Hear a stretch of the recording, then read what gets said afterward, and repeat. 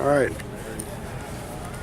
Saturday, you guys had your third scrimmage. What did you like that you saw from the scrimmage? Improvement, and we had improvement in all, every phase that we've got. I mean, we had guys that understand what they're doing now in the special teams units, and we were able to see some really good things out there. And offensively and defense, there was a lot of improvement made on both sides of the ball. So I thought overall it was the best scrimmage that we've had to this point.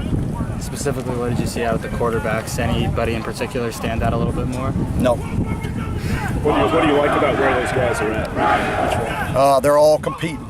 That's what I like. They're all competing. So we still got a ways to go before somebody separates themselves. But I like the way they're competing. How much has Brandon's presence with his experience and the kind of games that he's been in before help push the other guys even a little bit more than maybe they would have been pushed if he wasn't here? I mean, it's another guy that's competing. I mean, that's the thing. I mean, they got plenty of competition at the position. So, it makes you either bring your A game every day or you fall farther behind. So it's whether it's Brandon or any of them, that's the same. Among your running backs, who surprised you and why?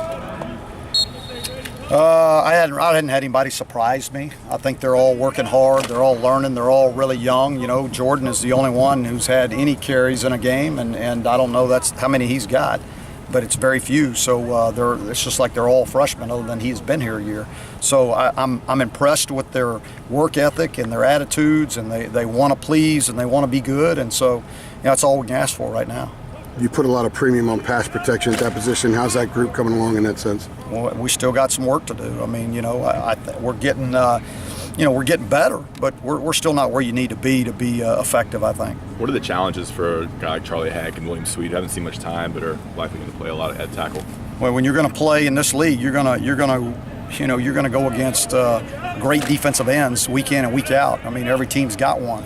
And, that's evident from the draft last year and how many were drafted. I mean, there's a bunch of really good defensive ends. And so you got to, whether you've had reps or not, you got to be ready. So you got to, every day in practice, you have to prepare your mind like each rep is a game rep. And that's where you have to get it. In terms of providing leadership at the quarterback, has offered any separation? I think we're one of those guys more vocal. No, I don't think so. I think I don't think anybody's separated in any area really right now. I think when you're competing for a job and you're every play means something. It's hard to be thinking about leadership, and so that's an area where every one of them's got to improve. Just their presence on the field has to improve. Is there some advantage to not naming the quarterback until maybe the morning of September 2nd, so the opponent doesn't know? I don't think so. I mean, I would imagine that our opponent doesn't know one quarterback from the other.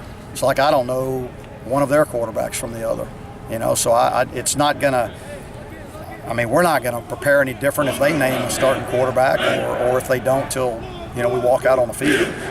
When does it get to a point of frustration for you and the coaching staff where one of those quarterbacks has not, separated themselves yet, and you're getting closer and closer to the beginning of the season? When does it get to a point of frustration for you and your coaching staff? I don't know that it'll ever get to that. I mean, we're frustrated. I mean, we're waiting for somebody to separate themselves, and when somebody does, that guy will be named the starter.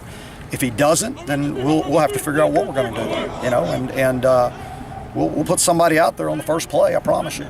Classes start tomorrow. You guys are off, then you pick back up Wednesday. I guess today's officially the end of fall camp. At what point do you start prepping for Cal? We'll start as a coaching staff. We will tomorrow. We'll spend quite a bit of time on Cal, and the team will have the day off and go to class and have a great day of recovery. And then we will start implementing some of the game plan starting this week. And so we'll try to take advantage of not having to do it all in 3 days. And so we'll be able to put it in slowly and make sure our guys understand it.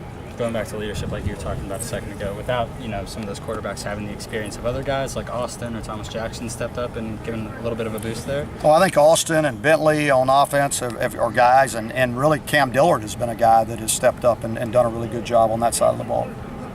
Is there a chance that you may go to a 2-quarterback rotating system when you get to the regular season? I'm thinking about possibly having 3 and 4 quarterbacks on the field at the same time. Coach, you a big solar eclipse guy? Am I a big solar eclipse guy? Yeah. No, I can't say that I am.